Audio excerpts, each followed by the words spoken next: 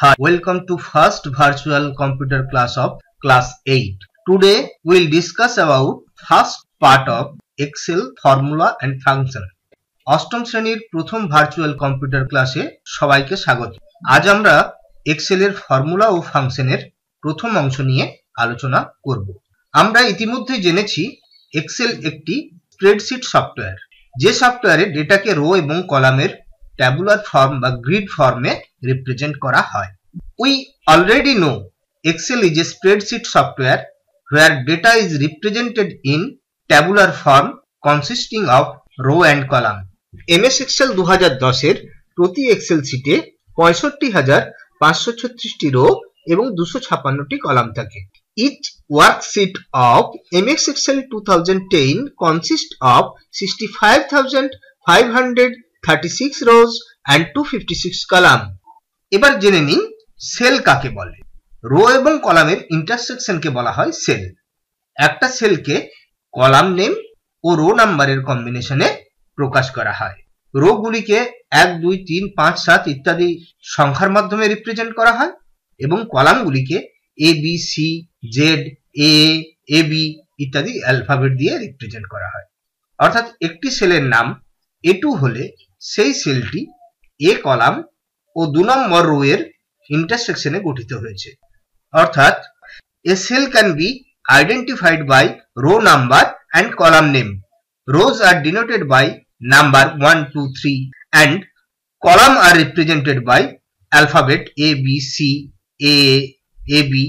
For example, A2 refers to the cell formed by intersection of column A and row 2. এবার sell range কি এবং sell range কিভাবে reference করা হয় সে নিয়ে আলোচনা করা যাক। অনেকগুলি সেলকে একসঙ্গে চিহ্নিত করতে সেল রেঞ্জ ব্যবহার করা হয়। সেল রেঞ্জ রেফারেন্স করতে প্রথম ও শেষ সেলের নামের মাঝে কোলন ব্যবহার করা হয়। যেমন এ কোলন এ দ্বারা এ কলামের সব সেলকে রেফারেন্স করা হয়। এ কোলন সি দ্বারা এ থেকে সি কলামের সব সেলগুলিকে রেফারেন্স করা হয়। 1 কোলন 4 দ্বারা প্রথম রো থেকে 4 নম্বর রো পর্যন্ত সব সেলগুলিকে রেফারেন্স করা যায়। A2 কোলন A6 দ্বারা A2 সেল থেকে A6 সেল পর্যন্ত যতগুলি সেল আছে সবগুলিকে একসঙ্গে রেফারেন্স করা যায়। অর্থাৎ a cell range is a group of several cells within a spreadsheet. Cell range can be referenced by using colon.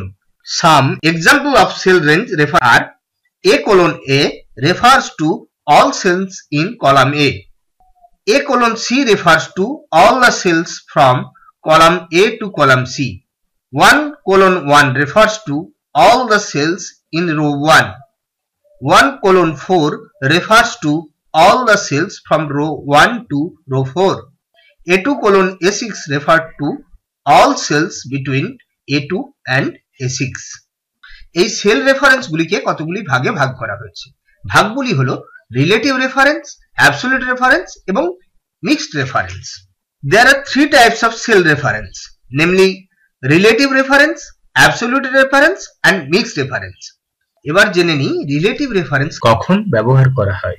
যখন কোনো ফর্মুলাতে রো এবং কলামের আলাদা আলাদা ভ্যালু প্রতি ক্ষেত্রে ব্যবহারের প্রয়োজন হয় তখন রিলেটিভ রেফারেন্স ব্যবহার করা হয়।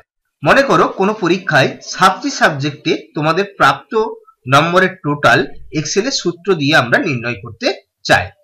অর্থাৎ এই ক্ষেত্রে একটি রো এর বিভিন্ন কলামে একজন ছাত্রের নাম ও তার প্রাপ্ত নম্বর উল্লেখিত আছে। অর্থাৎ একটি নির্দিষ্ট রো এর সাপেক্ষে প্রতিটি কলামের আলাদা আলাদা মান নেওয়ার প্রয়োজন হয়, তাই এক্ষেত্রে রিলেটিভ রেফারেন্স ব্যবহার করা হয়। Relative reference is used when both the rows and column are variable. For example, consider a formula that calculates total marks obtained by different students from different subjects. In this case, relative reference can be used. এবার আসি absolute reference. কখন ব্যবহার করা হয় absolute reference? না যখন rho এবং column দুটির মানই কনস্ট্যান্ট বা অপরিবর্তনশীল। রো এবং কলামকে কনস্ট্যান্ট বা অপরিবর্তনশীল করতে ডলার চিহ্ন ব্যবহার করা হয়। Absolute reference is used when both the row and column are constant. To make row and column constant, dollar sign is used. তৃতীয় ধরনের রেফারেন্স হলো মিক্সড রেফারেন্স। যখন রো বা কলামের কোনো একটি কনস্ট্যান্ট ও অপরটি পরিবর্তনশীল তখন তাকে বলে মিক্সড রেফারেন্স।